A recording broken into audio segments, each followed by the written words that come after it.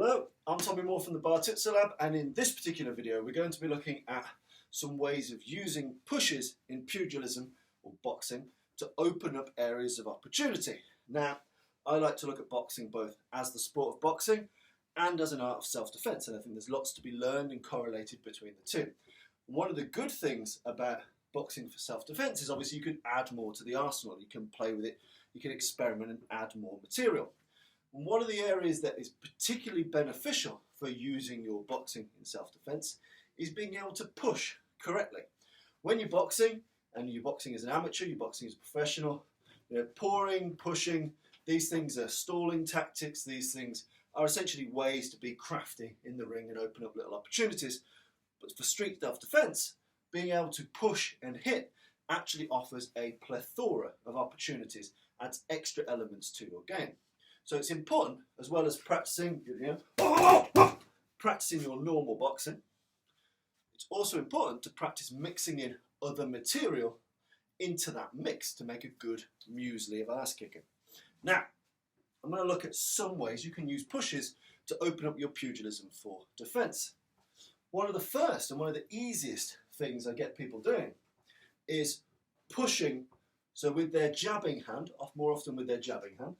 I'm a southpaw, but for the camera, I'm going to go the other way around. So if everything looks a bit weird, it's because it's not my normal direction, but just go with it. I'm going to shove hard on the extremity of his right shoulder. The reason I'm doing this is several-fold. One, if I shove hard into his right shoulder, his ability to punch, grapple, pull a weapon, or use a weapon is very, very inhibited. Soon as someone gives you a hard shove at the edge of your shoulder, your arm goes back. You can't really activate the rest of your arm to punch, stab, move. When you get that hard dig here, it's very hard to use that right arm effectively. And most people are right-handed, so if I have the wherewithal to check and smash into that right arm of his, I've gained myself some time and opportunity. So I've neutered a weapon. Nice enough. The next benefit is, if you look at the chin, we normally aim for the chin when we're boxing, when we're hitting. If you look at the tip of the chin, at best for most people, unless you're a Clark Kent Superman kind of chiseled figure, most people have about an inch, inch and a half of frontal chin. Unless you've got a beard, in which case it's always in stealth mode. Right? That can be a relatively small target to achieve. And it's defended by two big fucking eyes in the middle. The eyes and the chin are all in that same box. So attacks to the front of the chin can be pretty visible. Now, the human eye isn't particularly brilliant at catching things thrusting directly to the face, but it's still defended by the eyes. The eyes can see, and if the eye sees the punch coming, often the knockout is hard to achieve. It's the one you don't see coming that puts you to sleep. So, in this instance, we're going to fire a hard shove with the left hand into his right shoulder to neutralise that arm to some degree, but also to turn this face here. By doing this, I've now got my right arm in alignment to 4, 5, 6 inches of jawbone. So I've taken an inch and a half to 6 inches, let alone any shot I can fire into his arteries or around the back of his head. So let alone the fact that I've opened up the back of his head for rabbit punches, again, legal in this context because we're not in the ring. Rabbit punches, I've opened it up to elbows, I've opened it up to throat punches, but let's just stick with good old-fashioned boxing for now. My ability to clunk him on the jawbone and put him asleep is now much better because I've got 4 or 5 inches of target as opposed to 1. So I've neutralised the weapon and I've opened up a bigger target. So as opposed to a 1-2, which may allow you to get 2 lots of damage, which is brilliant, that's lovely. You can't go too far wrong with a 1-2. Instead, you want to substitute 1 being a harder shove on the shoulder, and 2 putting you in line for throwing a bomb right along that edgewise bit of jawbone. It moves you off target, moves him off target, and perfectly aligns your shot right into that jaw, right into the body if you want it. But for me, With that shove, you turn him, you prevent his right arm from firing or doing anything, and you've got a lot more target to hit. So when you're practicing your street boxing, shove and then hit is really useful. Bam! And whether that's shove, hook, shove, cross, shove, elbow, shove, headbutt, doesn't really fucking matter, but firing the one in your 1-2 as a shove to the extremity of that right shoulder knocks him back, disrupts balance, reduces the efficacy of that right-handed weapon or whatever's in it, and opens up a better target. So pushing and hitting, absolutely for boxing for self-defense, a really good way to operate. And you can take that principle everywhere else on the body too. So I may wish to shove his face, palm his face. I'm not thinking of a palm heel right now. I'm not thinking anything particularly martial with it. I'm just throwing junk in the machine. Throwing junk in the machine, so I bring his torso and his body a bit forward, open it up a little bit more, so I can land a solid body shot to his liver, his spleen, his solar plexus, pick your poison. But again, in this instance, my push is up high, so if I push him towards the chest, his whole body goes backwards. If I push his head, just his head goes backwards. So if I push his head, brings his torso open, I can then really drive something into the body. From here, I'm covering his vision, I'm disrupting his balance, I'm pushing his head back, which brings his body forward, opening up all of the best body shot targets for me in a simple way.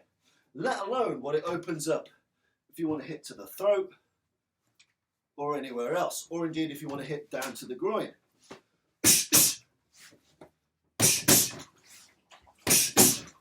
Nice and simple.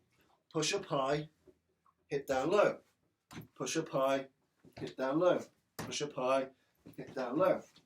If you think of it too percussively, if you think of it more like a chin jab, the problem is that if you retract it, you've lost the opportunity to fire the bomb shot.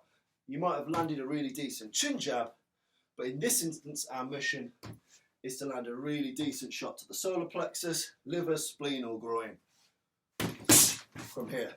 So again, pushing to strike, really useful.